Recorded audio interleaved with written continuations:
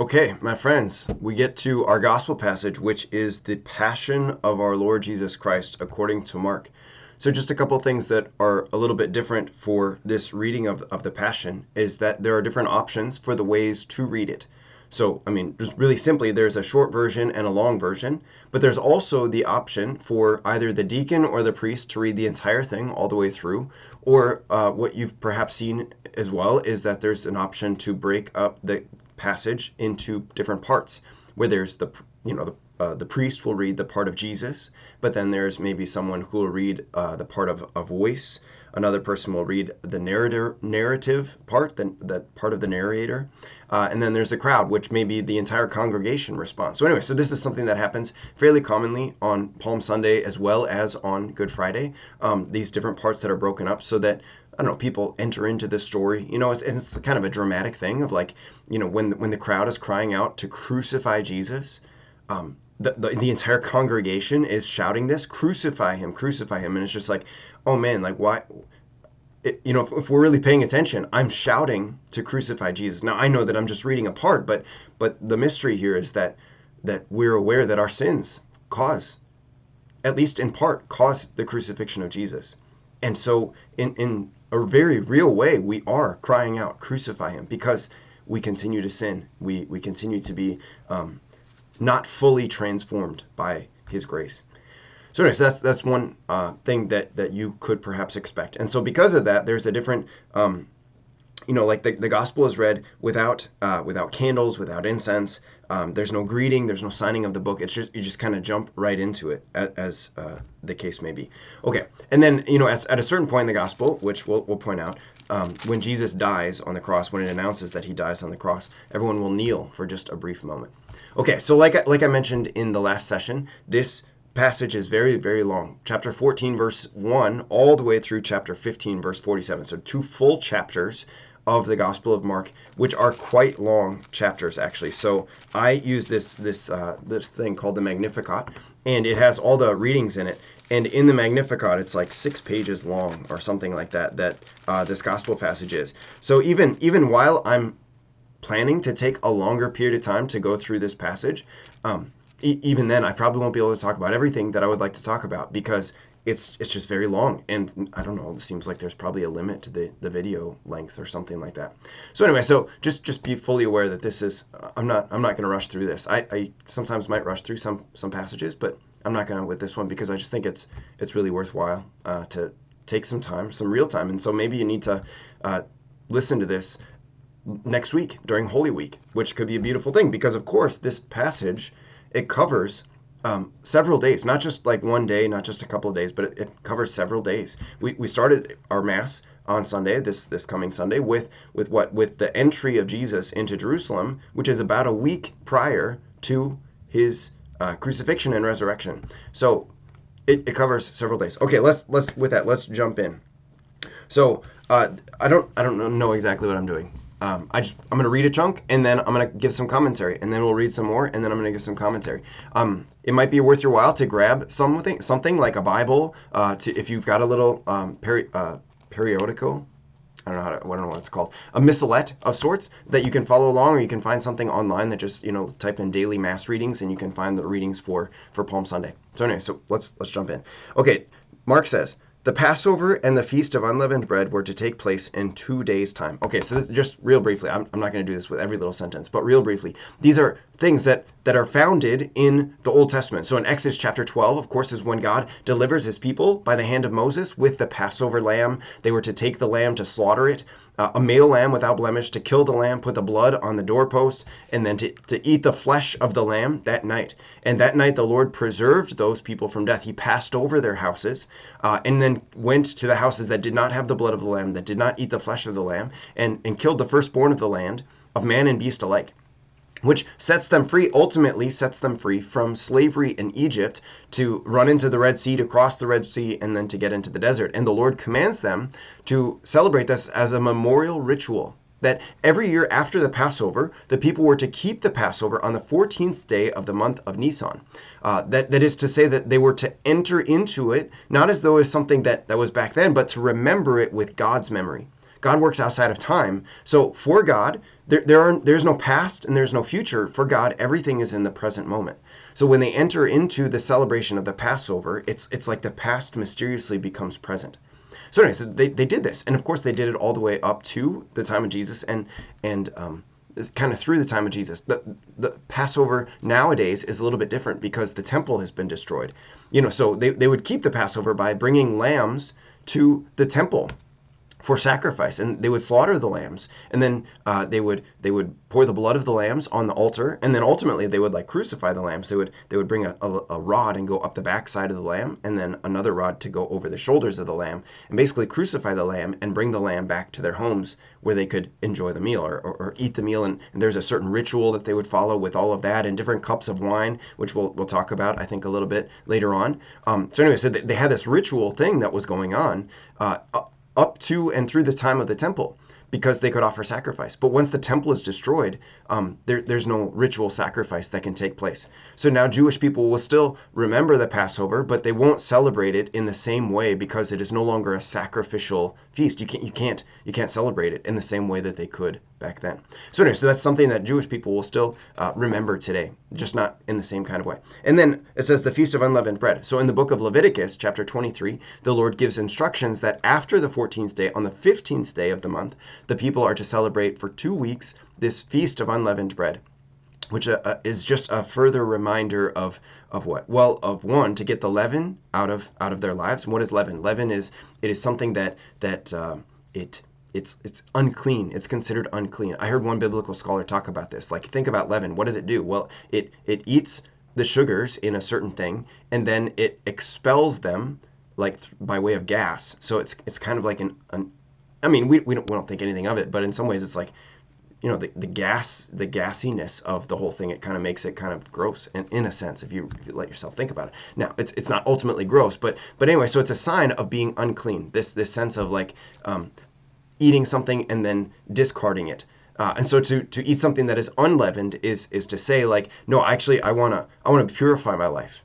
St. Paul will talk about this actually in 1 Corinthians. He says, "Let us celebrate the festival not with the leavened bread of our old ways, but with the unleavened bread of sincerity and truth." So the sense of being purified. So anyway, okay, so that's a regular feast that they're celebrating. So on these feast days, all of the males of the Jewish people had to come into the holy city Jerusalem so that they could offer the sacrifice of the Passover lamb at the temple. So that's why when it says, okay, so this was taking place in 2 days' time. So the chief priests and the scribes were seeking a way to arrest him by treachery and put him to death. So they knew that he would be coming to Jerusalem, but yet they say, not during the festival, for fear that there may be a riot among the people. So they're trying to arrest Jesus before the festival. So in other words, while people are still, kind of in the commotion of making their way to the city, they're like, okay, let's do this. Let's do this before everyone gets here and, is kind of settled in. But let's make it happen sooner rather than later. So that's like the background, the backdrop for what's going to lead up to this. Okay. When he was in Bethany, reclining at table in the house of Simon the leper, a woman came with an alabaster jar of perfumed oil, costly, genuine spikenard. She broke the alabaster jar and poured it on his head. There were some who were indignant. "Why has there been this waste of perfumed oil? It could have been sold for more than 300 days' wages and the money given to the poor." They were infuriated with her. Okay, this I think is a really fascinating thing. So from what I understand, it's not super clear what this alabaster, where she got the resources for this alabaster jar, but it says 300 days' wages or more than 300 days.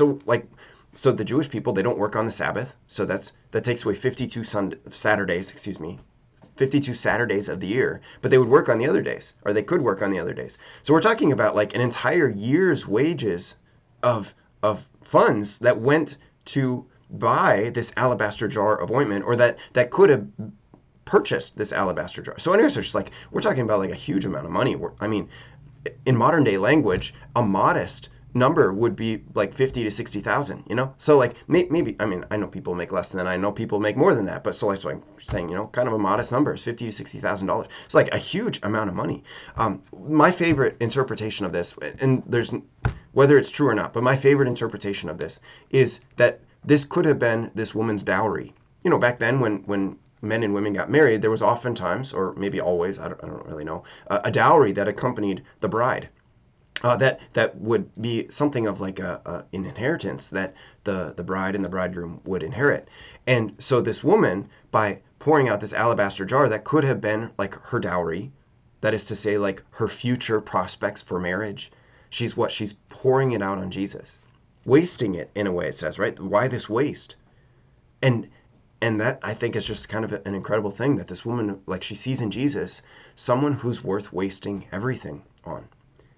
And the result is that people are infuriated. Like they have such an intense reaction. And I know this to be the case, actually, that sometimes you'll see people make generous responses to the Lord, and or they'll do things that seem radical compared to society, but they're doing it because they want to be faithful to God, or they want to preserve their life from sin. And sometimes, actually, there's a surprising response, which is anger on behalf of other people. And who knows why, but there's anger. So anyway, so it's not unexpected. It's kind of in continuity with what we see today. And of course, it's more like what we see today is in continuity with what took place at the time of Jesus. Anyway, what is Jesus's response? Let her alone. Why do you make trouble? She has done a good thing for me. And then later on, he says, wherever the gospel is proclaimed in the whole world, what she has done will be told in memory of her. Like this, oh man, Jesus sees this incredible generosity, and his response is like, what she's done is really good. And this is going to be told in memory of her. And of course it is, because Mark recorded it in his gospel.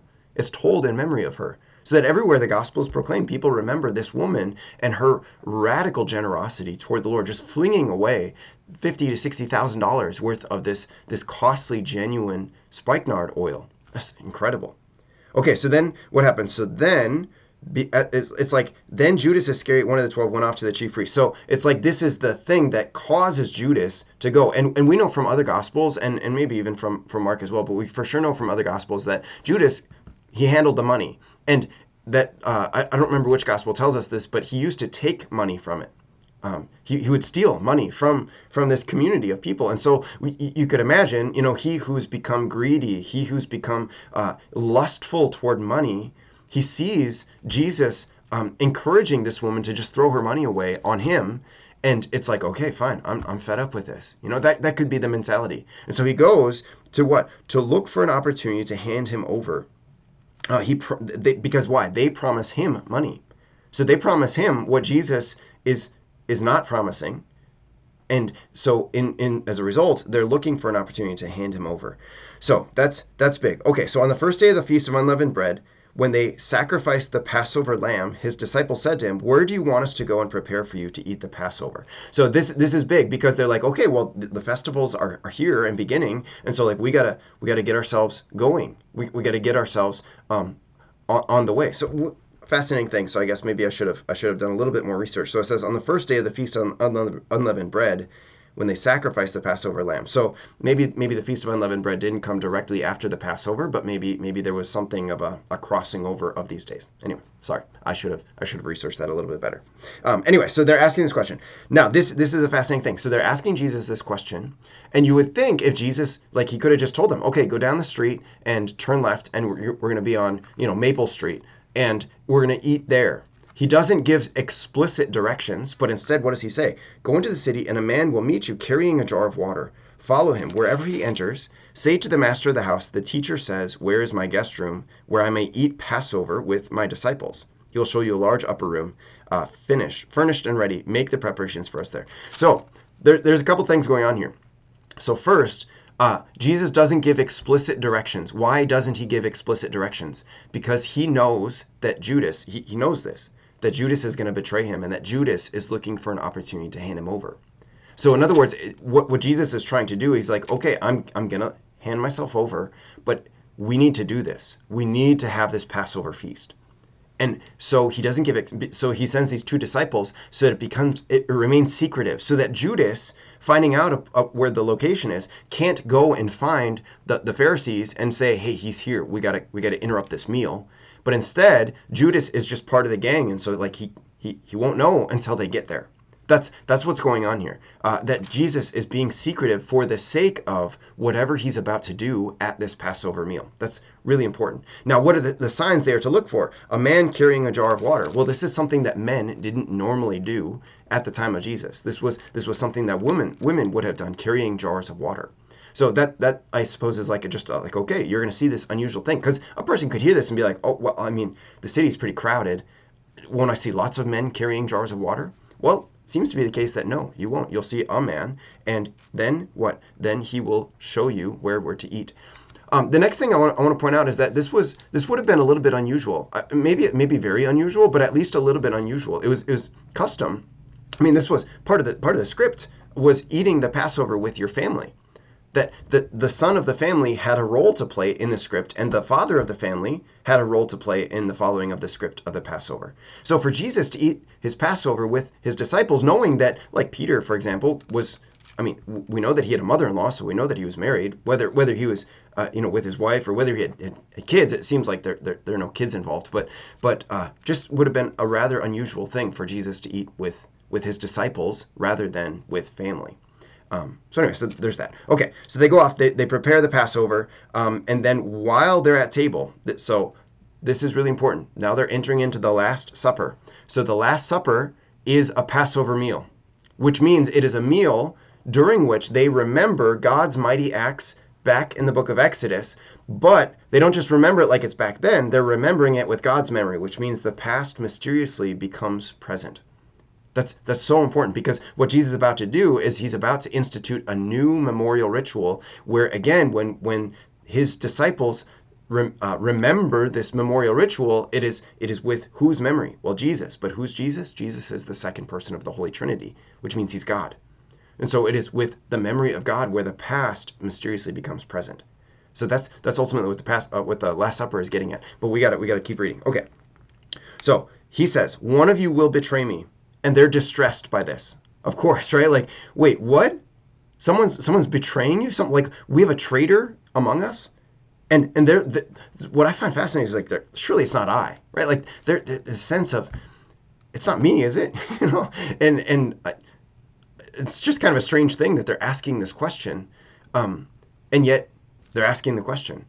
I suppose in a way it can kind of point to the Christian understanding that if I don't have God's grace, I'm capable of doing terrible things. And so I'm aware of that, of like, Lord, I actually need your grace. And I don't know necessarily about what's going on here, but certainly we could include ourselves in that, of like, Lord, I know that your followers are going to betray you, but will I? Will I betray you? I need your grace. I need your grace. Okay, so what does he say? One of the 12, the one who dips with me into the dish. For the Son of Man indeed goes as it is written of him, but woe to that man by whom the Son of Man is betrayed. It would be better for that man if he had never been born. So the one who dips with me into the dish. This is part of the Passover ritual, actually. So like there was an introductory sort of thing that took place where they would drink this first cup of wine. They would say a blessing over the cup of wine, and then they would drink it. And then there was something of like a dish of morsel of something, like kind of like an appetizer. Maybe not quite that, but kind of like that, where they would ritually dip a morsel into a dish and eat it. So Jesus says, the one who dips with me into the dish. So in I think it's the Gospel of John, Jesus actually explicitly dips the morsel and gives it to Judas, but not in Mark's Gospel. And even when he gives it to Judas, there's confusion among the disciples about like what in the world is going on, because it's right after this that Judas, it says, departs, and Jesus says, what you're going to do quickly. And Judas goes during the night. Okay, so anyway, while they were eating, he took bread, said the blessing, broke it, and gave it to them. This is language that is repeated in the feeding of the 5,000. That when he's taking just a couple of loaves of bread and some fish, or more than just a few loaves of bread and some fish, he says the blessing, or he takes the bread, he blesses it, he breaks it, he gives it to them. So it's repeating the language that Mark used and that all the synoptic gospels use. And I think John too, actually, in the feeding of the 5,000, this miraculous deed that Jesus does with bread. So miraculous deed that Jesus does with bread. Here he takes bread, says the blessing, breaks it, and gives it to them, and he says, take it, this is my body. This would have been incredibly unusual during a Passover meal. Like, I can't stress enough how unusual this would have been. There was a part during the Passover meal where the leader of the meal, the father, would explain the meaning of the unleavened bread on the table, but it certainly was not for him to say, this is my body. It was to explain the Passover in Exodus 12. So for Jesus to take this unleavened bread and to change the script, this would have been such a dramatic thing for the disciples, you can imagine them just like, oh my gosh, what's going on? And then similarly, when he takes the cup after supper, he gives thanks, gives it to them, and they drink. He says, this is my blood of the covenant, which will be shed for many. So again, it's like, this is different. This is different. There was a cup that they would drink after eating the meal, the cup of blessing that St. Paul talks about in 1 Corinthians 10 or 11. I don't remember which. I should remember. Anyway, so this was a real thing that they would drink these. There were actually 4 different cups of wine that they would drink, and this was a real thing that they would drink this cup of blessing. But that Jesus would take this cup and say that this is the cup, the new covenant in his blood. Is like, oh my gosh, this is different. This is different. And if you remember our first reading last week, when Jeremiah prophesied about a new covenant, now Jesus here is giving this new covenant and declaring that this new covenant in his blood, which will be shed for many. It's like, whew, gosh, that's wild. So then what does he say? I shall not drink again the fruit of the vine until the day when I drink it new in the kingdom of God. Which is, again, unusual because after the 3rd cup of wine, there was a 4th cup that they were to drink. So when it says, actually, right after this, it says, after singing a hymn, they went out to the Mount of Olives.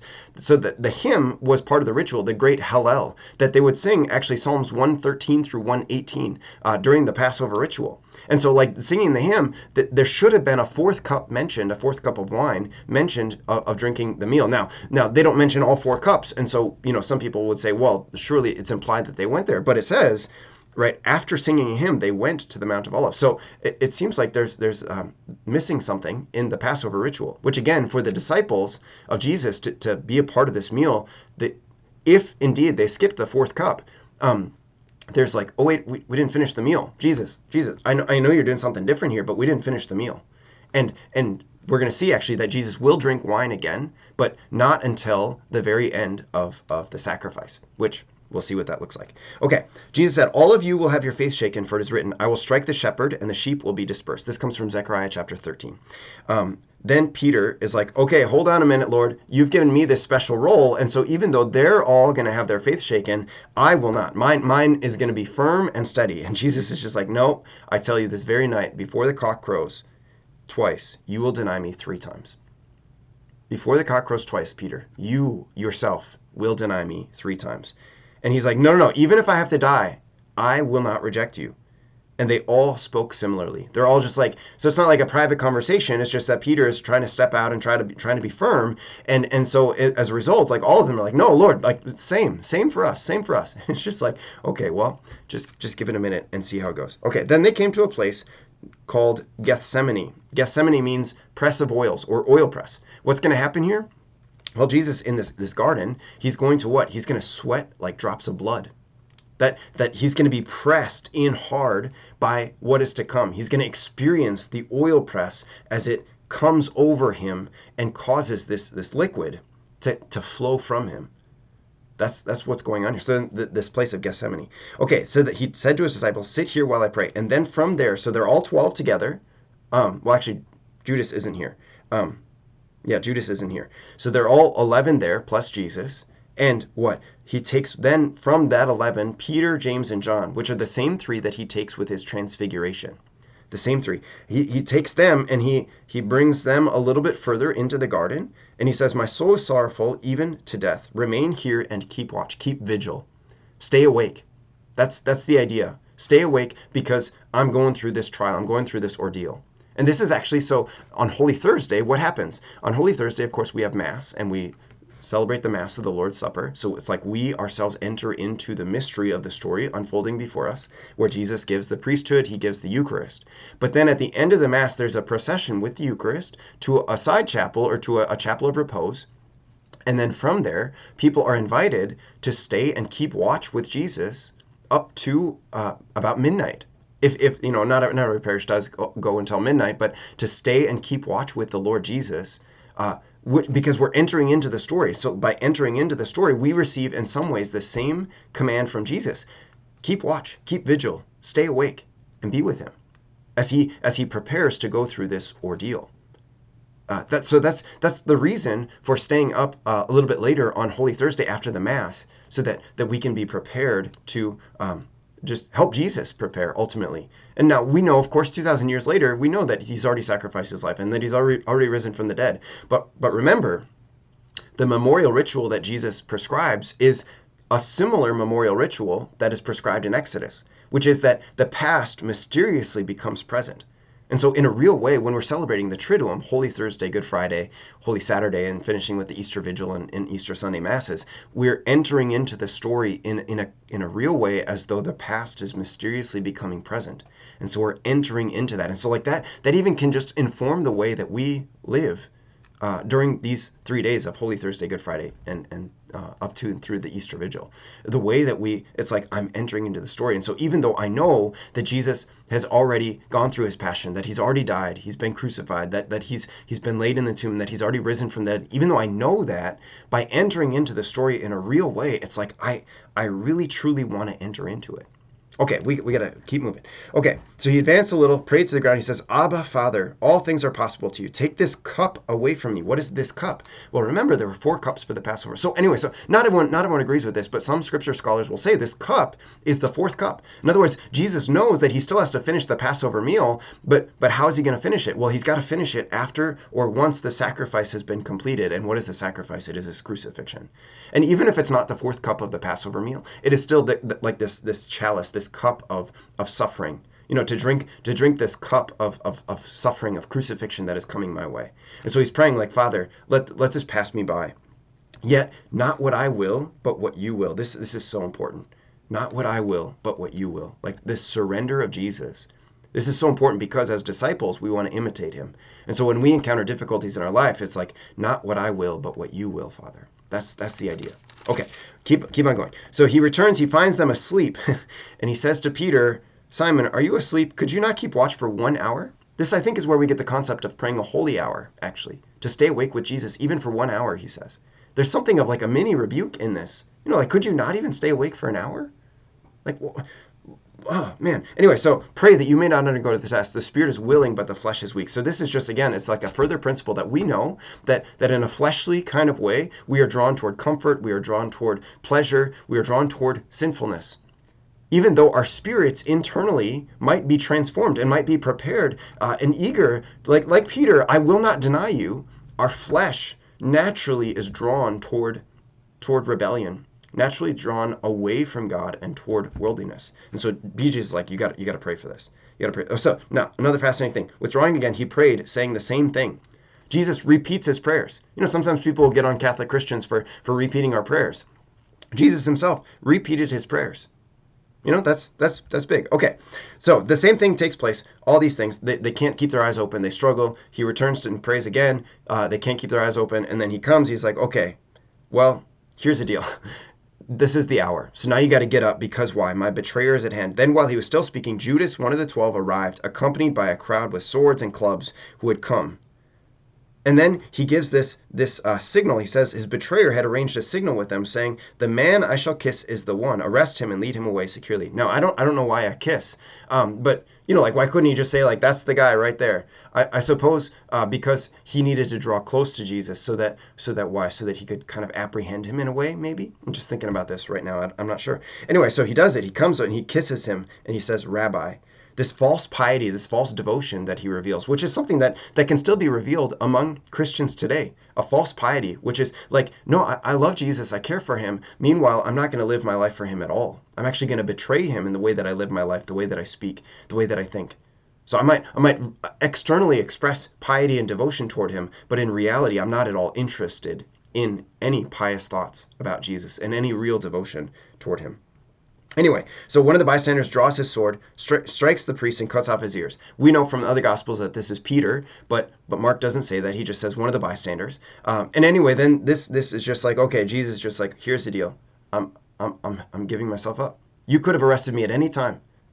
You could have arrested me with all the crowds. Kind of calling out their hypocrisy. Like when I'm among the crowds, you don't arrest me, but now you come to me in private because, and again, it's just like how sometimes we might be up for appearing in public to be really faithful Christians, when in private, what are we doing? We're arresting Jesus.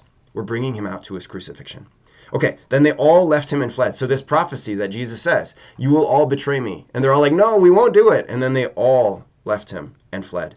Now a young man followed him wearing nothing but a linen cloth about his body. They seized him, but he left the cloth behind and ran off naked. So who is this young man? It's not super clear. Some people have suggested that it's Mark, the gospel writer itself. Some people have suggested that this is actually John, the apostle. Some people have suggested that this is James, the bishop of Jerusalem.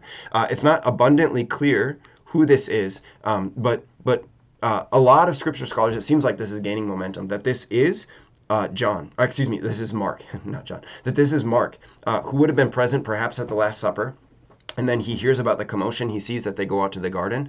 Maybe Judas, when he leaves the Last Supper, he brings the crowd up to the upper room and they find out that they're not there. And so then Judas is like, oh, well, I bet I know where they went. And so from there, maybe Mark was serving at the Last Supper and he's just kind of following the crowd to see what's going to go on. That's kind of a common interpretation, although it's like I said, it's not super clear. Okay, then they lead him to the high priest. This is important, right? Because the high priest needs to make this judgment. He has the authority to make this judgment. Even though he's corrupt, he has the authority to make the judgments, which maybe we can think about different situations in our lives where there are people in our world and maybe our church who seem like there's corruption present, and yet they have the authority to make judgments, and so we need to obey their judgments. And that could be, whether it's a parish priest, a pastor, whether it's a bishop, whether it's a pope, whether it's a president. Like we could think of all kinds of different people who potentially have corruption within them, and yet they have authority given to them by God or by the state, and so therefore by God. So like we just to be aware of that just because someone is corrupt doesn't mean that they don't have the authority given to them by God. So anyway, that's big. Okay, so they bring them in, which I guess there's a contrast here. So they bring him to the high priest, even though we know that Jesus is the true and eternal high priest. So it's like Jesus, who has every right to judge them. Instead, he lowers himself, like in our second reading, he lowers himself, and he, the eternal high priest, allows himself to be judged by this temporal high priest, who is corrupt. He who is totally pure and righteous is judged by a corrupt temporal high priest. Anyway, Peter follows at a distance, and he ends up warming himself at the fire. He warms himself at the fire. He's seeking comfort. He's seeking pleasure. Again, the spirit is willing, but the flesh is weak. Okay, so anyway, then people give false testimony against Jesus. What is this false? So at the time of Jesus, in order to testify towards someone before a court, you had to have at least two witnesses. And so all these people are trying to come together to see, like, is there any way we can make our testimony agree? Is there any way? And they just can't. They can't. They're like coming up with these false things, and it's like, nope, Jesus didn't actually say that. And so even among their attempts to falsely testify, so there's like a kind of honesty of like, well, he didn't really say it that way, so like they just can't get themselves to agree on what he said. Okay, then Jesus is questioned. He doesn't give an answer, which I suppose is it's just like an incredible thing. It's like, I want to defend myself. I want to say like I'm the one. And eventually he does get a question. Are you the Christ?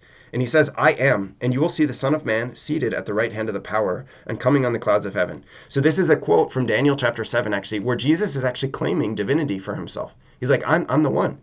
I'm going to be seated at the right hand of the power. I will be equal to God. He's acknowledging this, that I am equal to God, and you will see this, that I am equal to God. And so what happens? The high priest tears his garments, like acknowledging like there is blasphemy that takes place. And so he says this, what further need have we of witnesses? You have heard the blasphemy. This is super important. Why is Jesus crucified? He's crucified because he blasphemes, because he claims to be God. Like so when people want to argue that Jesus wasn't God, he didn't claim to be God, it's like, no, like clearly this is the reason that they want him to be crucified. Yet they arrest him and they're looking for reasons to kill him, and this is the proclaimed reason that he has claimed to be God. He has blasphemed against the Lord. And so what? They give him a punishment which is deserving of death. And this is a proper punishment. If Jesus is not in fact God, but he is claimed to be God, a proper punishment actually at the time of Jesus is death. So the punishment they dole out is actually legitimate, provided that they don't actually believe that Jesus is God. Like we, of course, as Christians know that he is, and so what he's actually said is spoken truly, and so he doesn't deserve to die. But for these people who don't believe that he's God and think that he's lying, then yes, he deserves this. That's what's going on. So anyway, so what happens? So then we get into Peter and his denial. He denies Jesus 3 times, and every time he's given an opportunity. Like, surely you know this guy. And he's like, I neither know nor understand what you're talking about. It's just like, oh my gosh. And then there's like a warning sound. The cock crows the first time. And then Jesus denies it 2 more times. It's like the cock crowing is like a warning shot where the Lord God is reminding him, like, Peter, Peter, don't do this.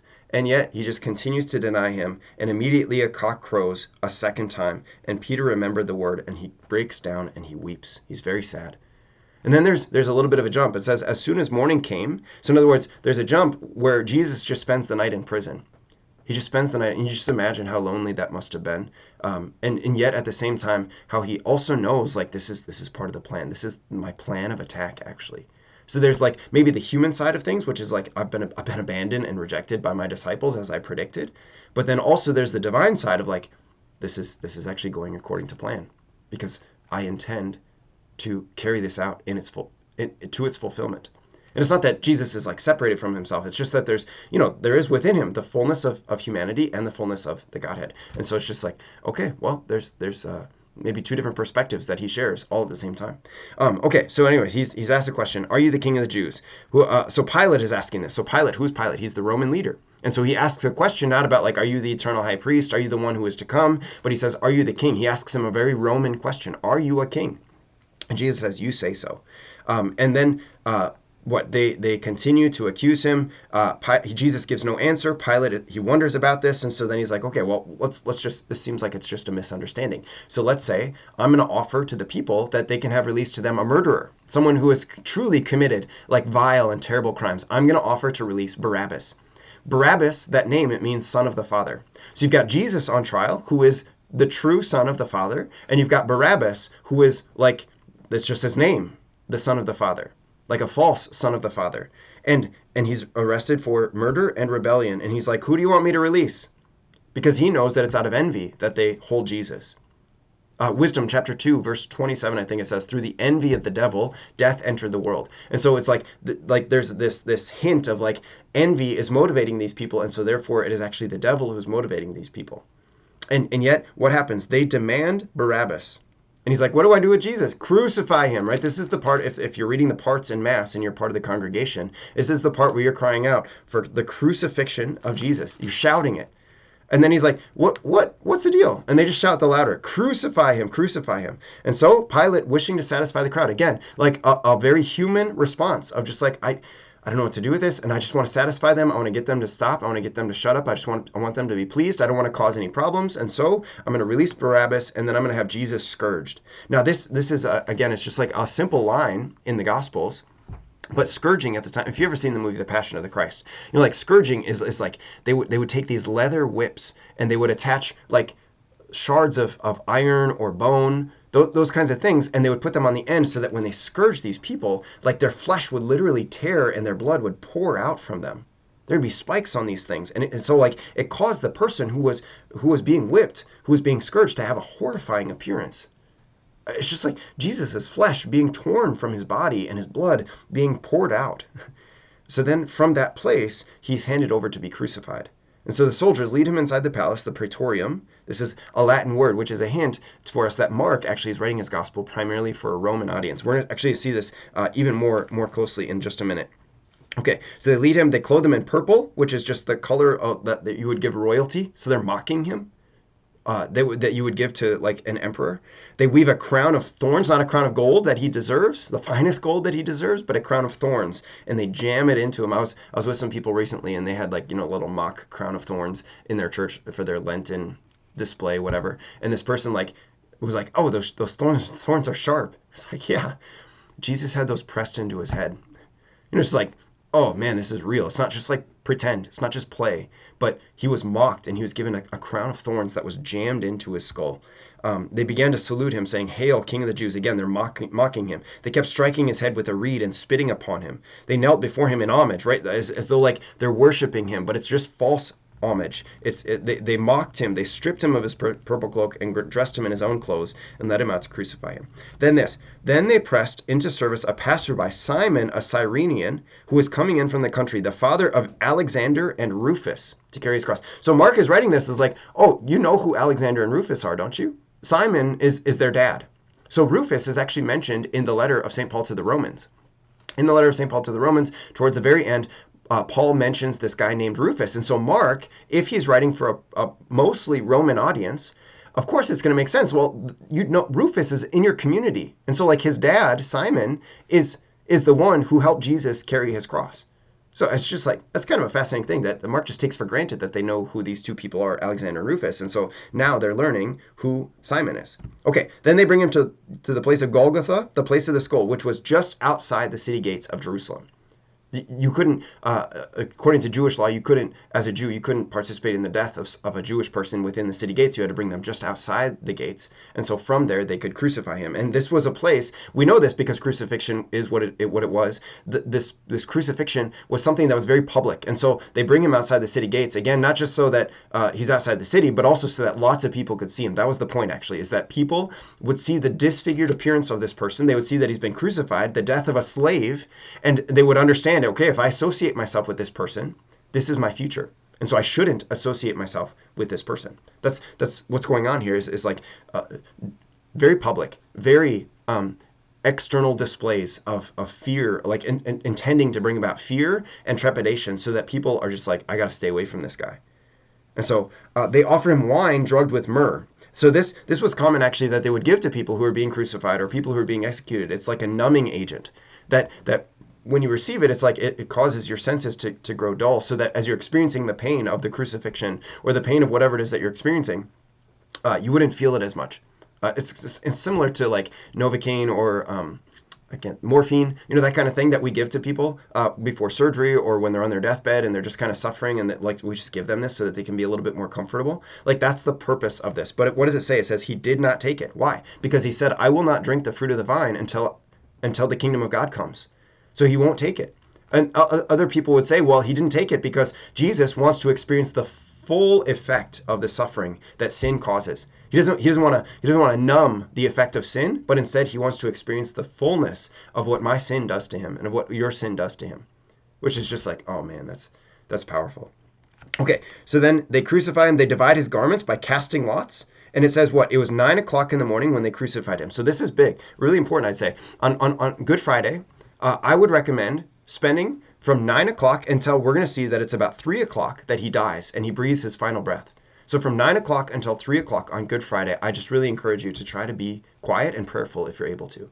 Maybe you can get together with some other people and like say a rosary, the Chapel of Divine Mercy, the Stations of the Cross. Of course, go to the Good Friday service, but try to be quiet between 9 o'clock and 3 o'clock, just remembering that Jesus was on the cross during those 6 hours, or he was crucified during those 6 hours. Okay, the inscription of the charge against him that was placed above him on his cross was "The King of the Jews," written in Latin, Hebrew, and Greek. With him they crucified these two revolutionaries, one on his right, one on his left, and those passing by reviled him, shaking their heads and saying, "Aha, you who to destroy the temple and rebuild it in 3 days, save yourself," coming down from the cross. Shaking their heads, or wagging their heads, other translations say. It's just like this sort of like mockery, like, you think you're so great, that kind of thing. It's just like, oh man. Just tragic to experience like the loneliness of what Jesus is experiencing, as being mocked as he's hanging up there, like embarrassing, shameful way to be killed, to be crucified, the death of a slave. Everyone's mocking him. The chief priests, the scribes, the Roman soldiers. They're saying he saved others, but he can't save himself, right? He's not really the king of Israel, that kind of thing. And even those crucified kept abusing him. We know from Luke's version that one of these two people eventually has a conversion and says, wait a minute, this guy is innocent. And Jesus says, today you will be with me in paradise. But Mark doesn't record that. So at noon, darkness came over the whole land until 3 in the afternoon. And at 3 o'clock, Jesus cried in a loud voice, Eli, Eli, lema sabachthani, which is translated, my God, why have you forsaken me? This can make us think of our responsorial psalm for Sunday's liturgy. My God, why have you forsaken me? Which sounds like a cry of dereliction, a cry of abandonment, like God has abandoned me. But we know, as we've already talked about, this psalm ends singing about God's praises and about how he trusts ultimately in God's saving action. So maybe in a human way, Jesus experiences the pain, the difficulty of this crucifixion, obviously. But we know also divinely, beneath the surface of who he is, that he trusts in God and that he's going to sing his praises, that he knows this. So anyway, so then people are like, he's calling Elijah, and then they soak a sponge with wine, and they give it to him to drink. So he drinks this sponge with wine, and then what happens? He gives a loud cry, and he breathes his last. I will not drink the fruit of the vine until the kingdom of God comes. And then he drinks it, and then he dies. The sacrifice is complete. The Passover meal, if this is truly the fourth cup, the Passover meal is complete. And then what happens? The veil of the sanctuary is torn in two from top to bottom. So in the temple, there was this inner part called the Holy of Holies. And there was a veil that was between the Holy of Holies and the other part of the temple, so that people couldn't see into the holiest part of the temple. And it says that this veil was torn in two. Which means what? It means that Jesus' death, his crucifixion, and ultimately we know his resurrection later on, gives us access to the Holy of Holies, which is like incredible. It's incredible that something happens here that opens up for us a new way to worship. And what is that new way to worship? Well, of course, it's in the Mass. And what is the Holy of Holies revealing? It is the holiest part where God dwells. So what is opened up for us in the death and resurrection of Jesus is the kingdom of heaven, and his ascension, I suppose, too. It's the kingdom of heaven, is that we are able to enter into the new holy, or not the new, the original Holy of Holies, which is heaven. And then one of the centurions is just like, okay, truly, this was the Son of God. Like something incredible took place here. Okay, then from there, Mark finishes just by talking about the different people that were present. So Mary Magdalene, Mary the mother of the younger James, and of Joseph, and Salome, these women. And then it says, actually, there were also many other women who had come to Jerusalem. So many women, so many women. You know, the men had to come to Jerusalem, but the women, they know there's something unique in Jesus, and so they come too. And so, like, they're just like, they're in some ways, I suppose you could say, like, the men are ashamed maybe of being in the presence of such a criminal, but the women, they're like, they have no shame. And it's just like, I got to be in the presence of Jesus. And we actually see this a lot in the church today, that it's not always the case, but there are certainly more women in our churches than there are men, because there's something maybe about just the womanly instinct, is like they know the goodness of Jesus. And so they're just like not ashamed. They're not afraid of expressing their vulnerability, their need for Jesus and for his grace. And it's like, what a beautiful gift that is. Even while the Lord also does invite us men, he invites us to come to him and to be faithful to him. And so maybe there's a bit of a challenge here for us men, to say, like, no, we too need to draw close to Jesus, so that we can share communion with him. Okay, then when it was already evening, since it was the day of preparation, the day before the Sabbath, Joseph of Arimathea, a distinguished member of the council, the Sanhedrin, he courageously went to Pilate and asked for the body. Pilate was amazed that he had already died, and so he inquires, and he eventually gives him the body of Jesus. So Joseph, again, a member of the Sanhedrin, so he's kind of sticking his neck out there. Not kind of, but he is sticking his neck out there. He takes the body of Jesus and he places it in his own tomb. Like the thing that was brand new, that had been unused before, a tomb where no one else had been. Just like Jesus gets on a donkey that no one had yet ridden on, he's placed in a tomb that no one yet had been laid into. And this is how Palm Sunday finishes, or Palm Sunday of the Passion of the Lord, is that he's laid in there, and they roll a great stone against the entrance of the tomb. And these women, Mary Magdalene and Mary the mother of Joseph, watched where he was laid. Oh, yeah, there it is. There's Palm Sunday. Long video and long Bible study. I hope and pray it's good and fruitful for you, just to spend this time reflecting on the death of Jesus, on this passion, on his death, and of course helping us look forward to Holy Week that is to come, but also helping us look forward to the great moment of the resurrection. Okay, God bless you.